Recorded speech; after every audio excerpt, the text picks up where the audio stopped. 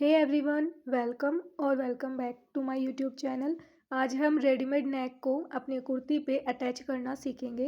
ये मेरा रेडीमेड नेक है। इसे मैं साइड में रख देती हूँ और कुर्ती के फ्रंट पार्ट को हम इस तरीके से डबल फोल्ड करेंगे और इसके सेंटर पर नाखून से क्रीज बनाएंगे। आप चाहें तो इस पर प्रेस भी कर सकते हैं। तो ये देखिए, इस तरीके से इसकी सेंटर लाइन को हमने हाईलाइट कर लिया है। अब नेक को सेंटर लाइन के सेंटर पे इस तरीके से रखेंगे कि दोनों की सेंटर लाइन एक दूसरे के ऊपर हो। बिल्कुल बीचों बीच हम गले को रखेंगे और इसके चारों तरफ हम आलपिन लगा लेंगे। आलपिन हम इसलिए लगाएंगे ताकि सिलाई लगाते समय गला जो है फैब्रिक के साथ चिपका रहे, इधर उधर ना खिसके। इससे गला बिल्कुल सेंटर पे लगेगा। अब हम गले के चारों तरफ हाफ इंच को छोड़ते हुए सिलाई लगा लेंगे। ये देखिए, अब हम हाफ इंच फैब्रिक को छोड़ देंगे और बाकी के फैब्रिक को काट के हटा देंगे।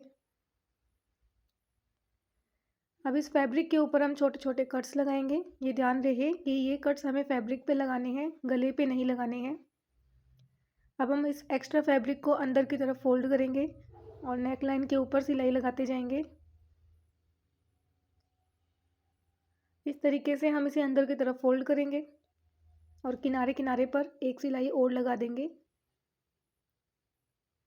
तो इस तरीके से गले के चारों तरफ की सिलाई हमने लगा ली है। अब हम नेक लाइन के बाहर की तरफ सिलाई लगाएंगे।